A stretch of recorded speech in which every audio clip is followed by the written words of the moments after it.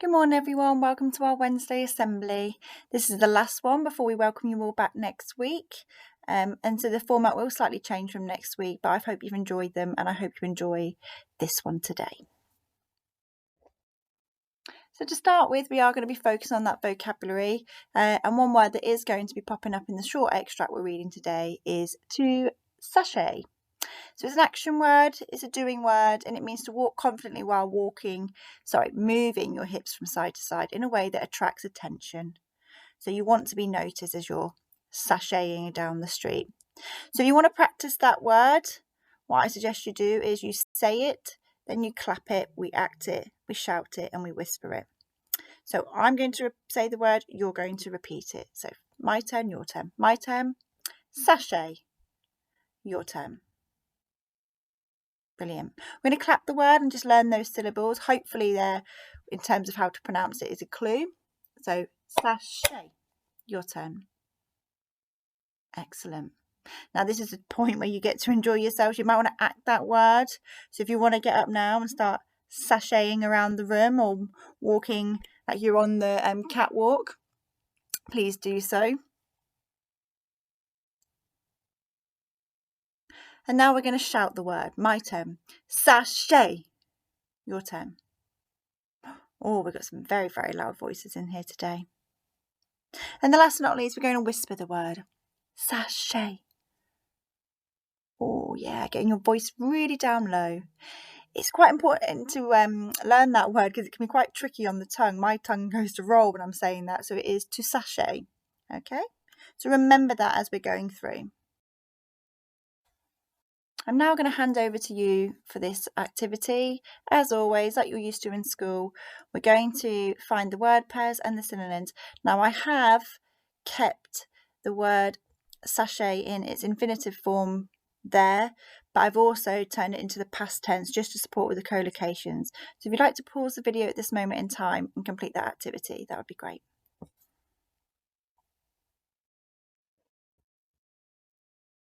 Well done. I hope you found that okay and confidently did that. So here are the answers. Now, unfortunately, whilst I was making this week, for some reason, it wouldn't let me circle the synonyms. It would let me do it on a couple, but on some of them, it wouldn't let me. It was just covering the word, and I couldn't even take it to the back. So I have drawn a line to the collocations, those word pairs. So anything that hasn't got a line to it is one of the synonyms. The next thing we're going to do is obviously apply that word into some sort of context, and then obviously after this slide you are going to be giving it a go with putting the word into your own sentences. But before we get there, here are 3 examples. So the first one, the crowd slowly parted and she sashayed towards the horizon. Sentence 2, sashaying confidently, she stepped into the light. And the third one there, what started as a slow walk quickly turned into a full sashay. So there are some sentences there, and we are going to now go on to a quick activity. I'm now going to hand over to you. So in a couple of minutes' time, I'm going to ask you to pause the video, and you are going to create your own 3 sentences using our word for today. Think about your sentence openers. If you're struggling, then you can go back to the just take the video back a couple of seconds or minutes and magpie some of my ideas. And I've also popped some sentence openers there and a couple of images to base your sentences on. You don't have to use them, you might have your own ideas, but there's some there, scaffolds there to support. So sentence openers in terms of along the cobbled road, quietly, confidently. The catwalk was lit and lights turned on. So pause the video at this moment in time, and in your books or directly onto Seesaw, it's entirely up to you. You can write them on the screen. If you're trying to practice your handwriting, please do them in your home learning book. Take a picture and upload it to Seesaw. That would be great. Now, at this moment in time, I would have introduced or reminded you about echo reading. Now, if you're currently sat in the classroom at school, I highly encourage your adults to pause the video at this point and practice your echo reading. For those that are at home, you are more than welcome to do that. However, I'm going to read it once the way through. Then I would encourage you then to stop and practice your echo reading. Okay, so this is an extract from the book The Highland Falcon Thief. This is currently in our library, and I do believe we've ordered some copies for our reading book vending machine. It's the first book in a series of currently 3. It's all based around the central character Harrison Beck, who goes with his uncle on adventures on trains, and something always happens. So I'm currently through to the 3rd book, and they're beautifully illustrated, and the adventures that they go on are captivating, really. So I highly encourage you to read them. And here is an extract from chapter 2. Enjoy.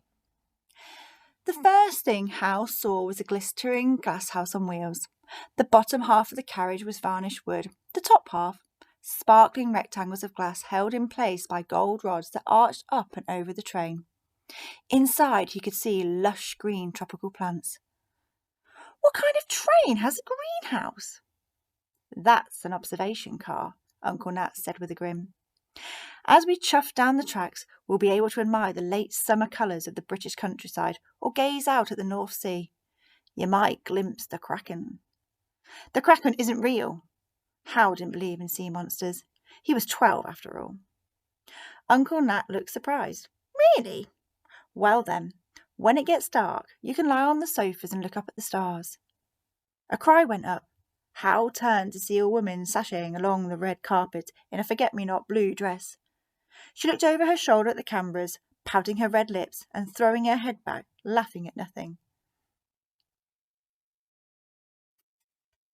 Thank you for listening to that extract. I hope you enjoyed that. We're now going to move on to your questions, and you have 2 options here. You can either choose to answer these questions in your home learning book and take a picture and upload it, or you can directly annotate onto the PDF document which is attached to this activity on Seesaw. Okay, so your questions are as follows. Number 1, what time of year is it and how do you know? Question 2, what is a kraken? Number 3, what was the first thing Hal saw? Number 4, underline the adjectives in the following sentence. Inside you could see lush green tropical plants. A couple of clues there, and also you can directly underline those on the PDF. Question 5. How would Hal be able to look up at the stars on a train? Now, with that question, don't assume, okay, the answer is in the extract above, okay?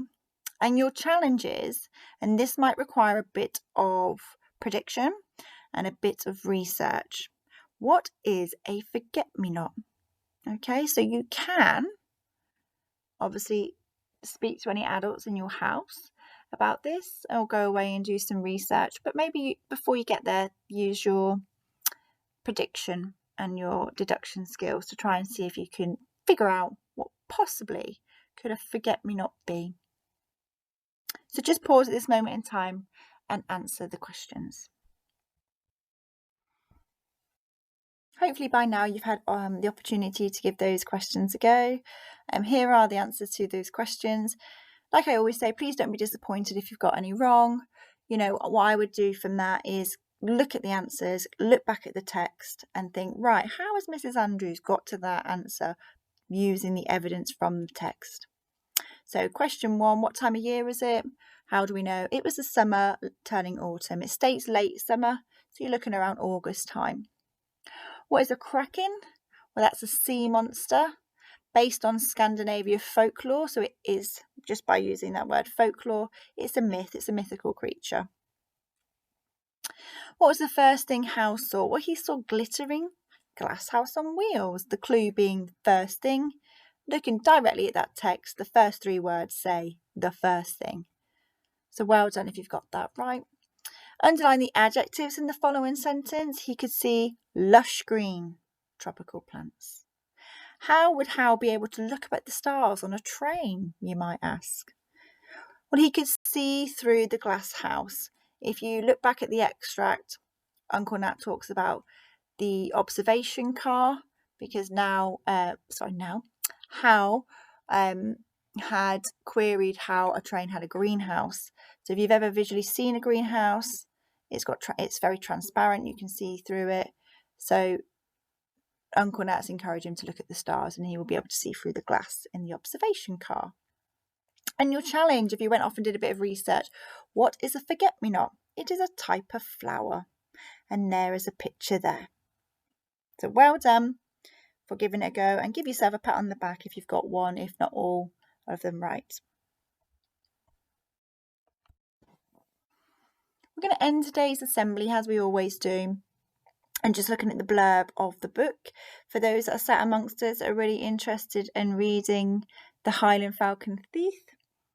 So it's all based around the character Harrison Beck, how for sure he's very, very reluctant to join his travel writer Uncle Nat on the last journey of the royal train, the Highland Falcon. But as the train makes its way up to Scotland, a priceless brooch goes missing and things are suddenly a lot more interesting. So Harrison begins to investigate. He uncovers lots and lots of surprises along the way, and you have to read through the book to see if he'll be able to solve the mystery of the jewel thief. And as it mentions there are lots of fast-paced and fun-packed illustrations and clues through the book that keep you guessing, and it was one of those books that keeps you guessing. What I also liked about this book, and actually echoes through into the second book, which is The Kidnap on the California Comet, is you learn lots about the geographical locations of countries. So as you go along with the Highland Falcon Thief and it takes you up to Scotland, it actually talks about real life geography, and it's got beautiful images in there through illustrations. So it's almost like you're being captivated by a story, but also learning some amazing facts as well, which is brilliant. And that's echoed in The Kidnap on the California Comet. So that was the second book. And then the third book, which is Murder on the Safari Star. I can't really comment too much about that because once I'm finished reading my current book, that is the one that's next to me on my bedside table, ready to read next. So I will keep you posted about that. But like I said, if you are one of those children that have been awarded a token for a reading vending machine, I highly recommend that you select this book. It's a fabulous little book. So like I mentioned earlier, this is the last kind of seesaw type assembly.